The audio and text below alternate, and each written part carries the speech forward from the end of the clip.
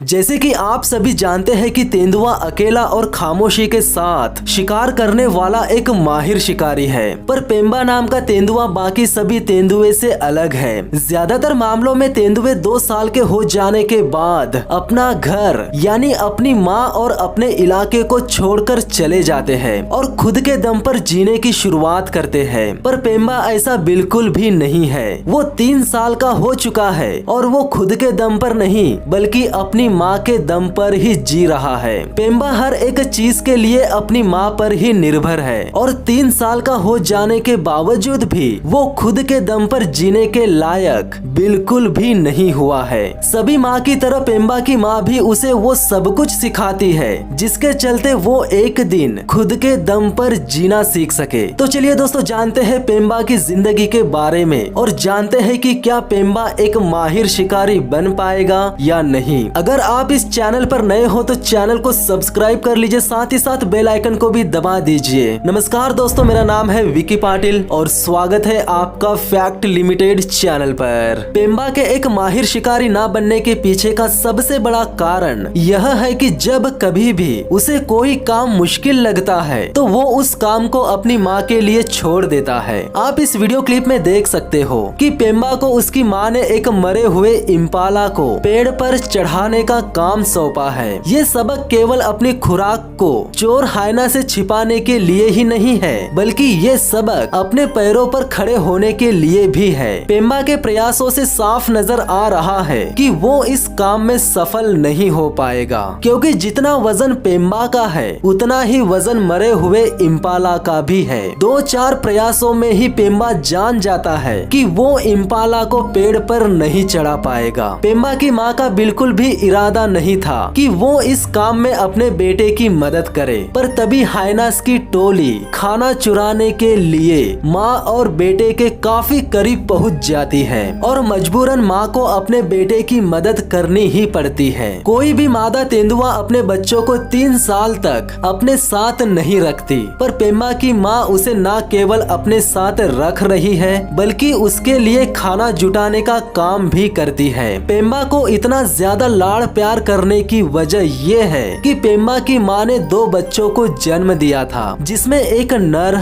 और एक मादा थी। दोनों की पर्सनैलिटी एकदम अलग थी। पेम्बा हमेशा अपनी माँ के आसपास ही रहता था। वो अपनी माँ को कहीं पर भी छोड़कर नहीं जाता था, पर पेम्बा की बहन उसके भाई से बहुत अलग थी। उसे माँ का प्यार और माँ का साथ उतना ज्यादा पसंद नहीं था जितना कि एडवेंचर पसंद था। पर एक दिन पेम्बा की बहन को उसकी उत्सुकता कुछ ज्यादा ही दूर ले गई, इतनी दूर कि वो कभी वापस लौट ही नहीं पाई। पेम्बा की माँ ने अपनी बेटी को हर उस जगह ढूंढने की कोशिश की जहाँ उसकी बेटी छुपा करती थी, पर इस कोशिश के दौरान पेम्बा की माँ ने देखा कि एक शेरनी ने उसकी बेटी को न केवल मार डाला था बल्कि मारकर लगभग खा भी चुकी थी। पेम्बा मांद में अकेला था और माँ शेरनी से लड़कर घायल होने का जोखिम नहीं उठा सकती थी। इसी कारणवश वो लौटकर अपने बेटे के पास आ गई और इसी के बाद से पेम्बा उसके लिए किसी शहजादे जैसा बेशकीमती हो गया। पेम्बा की माँ के पास बोट्सवाना के ओकावांगो डेल्टा में शिकार वाला अनछुआ इलाका है। इस इलाके में पेम्बा ने सुरक्षित और शानदार जिंदगी जी है। जिस इलाके में ये माँ बेटे रहते हैं उस इलाके में शिकार की कोई कमी नहीं है। अगर कहीं कमी नजर आती है तो वो है पेम्बा में। 3 साल का हो जाने के बावजूद भी पेम्बा शिकार करने की कला को सीख नहीं पाया। हमेशा की तरह आज भी पेम्बा अपनी माँ के साथ रात के अंधेरे में शिकार पर निकला है, पर शिकार करने के दौरान बिना कोई आवाज किए शिकार के काफी करीब पहुँचने के बजाय पेम्बा ने न केवल सीधे हिरणों के झुंड पर छलांग लगा दी बल्कि छलांग लगाने के बाद पूरे झुंड में भगदड़ भी मचा दी। पेम्बा को घात लगाने के दौरान खामोशी से चलना नहीं आता। ये धीरज खो देता है जिसके चलते बना बनाया खेल बिगड़ जाता है। पर आज रात पेम्बा की माँ को किसी भी हाल में शिकार की जरूरत है। जो गलती पेम्बा ने की वही गलती वापस नहीं होनी चाहिए करके पेम्बा की माँ ने पेम्बा को वापस भेज दिया और अकेले ही शिकार पर निकल गई। पेम्बा की माँ एक माहिर शिकारी है। उसने अपने बेटे को वापस भेजकर न केवल सही निर्णय लिया बल्कि शिकार करने में कामयाब भी हो गई। पर बदकिस्मती से जो शिकार पेम्बा की माँ ने किया था उस शिकार के बारे में चोर हाइनास को मालूम हो जाता है। इससे पहले कि पेम्बा की माँ अपने द्वारा किए गए शिकार को किसी पेड़ पर चढ़ा पाती, पता नहीं कहां से चोर हाइनास की टोली आ पहुंचती है और शिकार को लूटकर चले जाते हैं। हाइनास के हाथ से एक बार शिकार चोरी हो जाने के बाद उस शिकार के वापस मिलने के चांसेस ना के बराबर होते हैं और इस बात को पेम्बा की माँ बहुत ही अच्छे से जानती है। जैसे कि मैंने पहले भी कहा है कि पेम्बा की माँ एक माहिर शिकारी है। शिकार के लुट जाने के बाद भी वो हार नहीं मानती और उसी रात वो न केवल दूसरा शिकार करने निकल जाती है बल्कि दूसरा शिकार करने में कामयाब भी हो जाती है। इसी बीच पेम्बा छोटे शिकारों को पकड़ने की कोशिश करता रहता है। तभी पेम्बा की माँ ने जिस इम्पाला का शिकार किया था उसे घसीटते हुए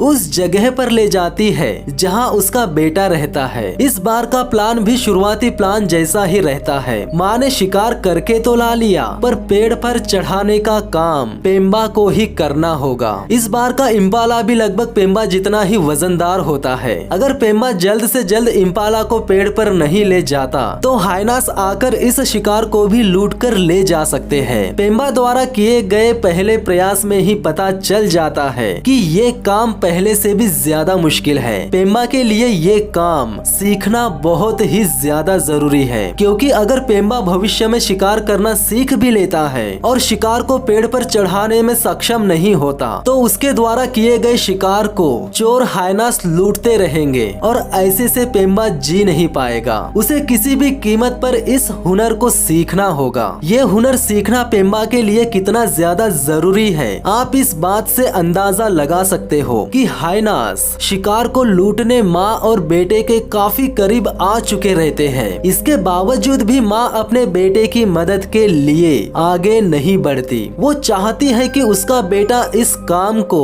आखिरी सांस तक करे। पेम्बा इम्पाला को पेड़ पर चढ़ाने की पूरी कोशिश करता है पर चढ़ा नहीं पाता। इसी बीच चोर हाइनास शिकार को लूटने पेड़ के लगभग करीब आ ही चुके रहते हैं कि पेम्बा की माँ आखिरी स्टेप में शिकार को लेकर पेड़ पर चढ़ जाती है। उसकी माँ उसके बेटे की मदद बिल्कुल भी नहीं करना चाहती थी पर माँ ने पहला शिकार ऑलरेडी गवा दिया था और वो एक ही रात में दो शिकार गवाना नहीं चाहती थी। अगले दिन सुबह जब पेम्बा अपनी माँ के साथ खेलना चाहता है तब उसे पता चलता है कि उसकी माँ घायल रहती है। उसकी माँ के लिए चलना बहुत मुश्किल हो चुका है। माँ के बिना पेम्बा के जिंदा बचने के चांसेस ना के बराबर है। पेम्बा इतना बड़ा हो जाने के बावजूद भी उसने उसकी पूरी जिंदगी में एक भी शिकार नहीं किया था, लेकिन अब अपनी माँ को और खुद को जिंदा रखने के लिए उसे शिकार करना होगा। पेम्बा सबसे पहले गिनी फाउल का शिकार करने की कोशिश करता है। सैकड़ों कोशिशों के बावजूद भी उसे सफलता नहीं मिलती। शिकार के लिए बेताब पेम्बा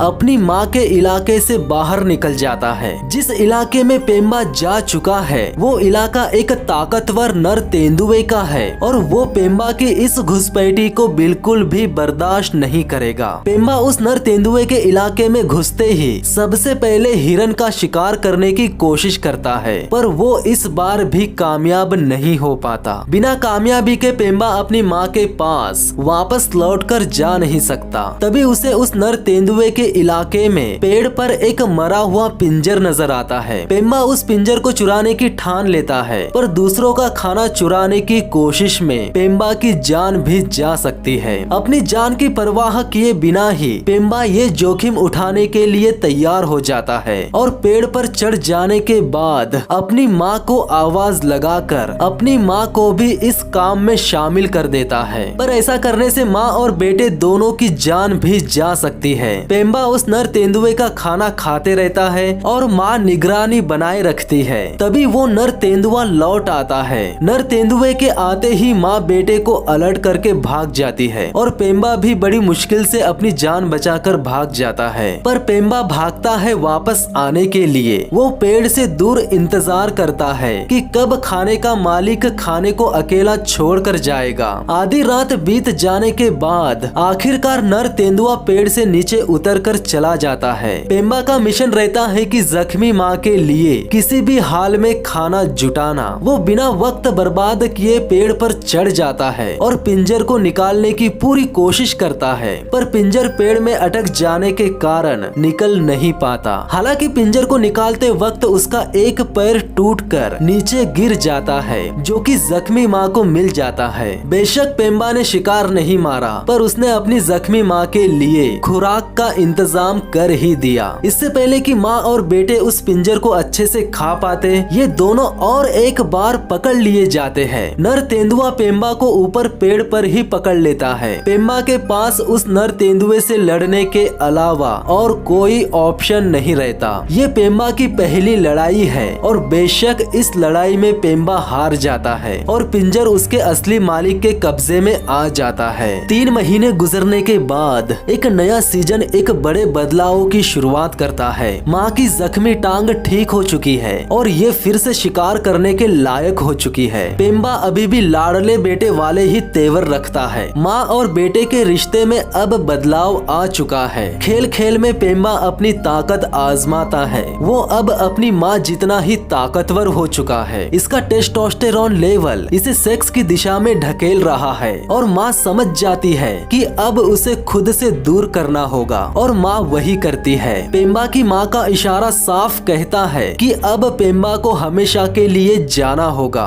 बेशक ये कदम बेरहमी भरा लगे, पर तेंदुए के तौर तरीके ऐसे ही होते हैं। हालांकि बेटा अपनी माँ को और एक बार बहलाने फुसलाने की कोशिश करता है, पर माँ अपने फैसले से बिल्कुल भी नहीं बदलती और पेम्बा को हमेशा के लिए अपनी माँ को छोड़कर जाना पड़ता है। 2 दिन तक अनजान इलाके में भटकने के बाद पेम्बा की भूख बढ़ने लगती है। पेम्बा लगभग 3.5 साल का हो चुका है। इसके बावजूद भी वो शिकार करने की कला को सीख नहीं पाया। लेकिन अब अगर उसे जिंदा रहना है तो उसे शिकार करने के तरीके को बदलना होगा, क्योंकि यहाँ मदद के लिए उसकी माँ नहीं आएगी। शिकार की तलाश में 3 दिन बीत जाते हैं। शिकार करने की इसकी हर कोशिश नाकाम रहती है, पर 3 दिन भूखा रहने के बाद इसके शिकार करने के तरीके में बदलाव दिखता है। पेम्बा अब शिकार करने के लिए वो तरीका अपनाता है जो कि एक माहिर शिकारी में देखने को मिलते हैं। वो दबे पांव और बिना कोई आवाज किए इम्पाला के करीब पहुंचता है और आखिरकार उसे अपनी जिंदगी के पहले शिकार में कामयाबी मिल ही जाती है। पेम्बा ने इस बार बहुत ही सही ढंग से शिकार किया, पर चोर हाइनास पेम्बा की इस खुशी पर ग्रहण लगा देते हैं। पेम्बा ने इस शिकार के लिए बहुत मेहनत की थी, पर वो अपने इस शिकार को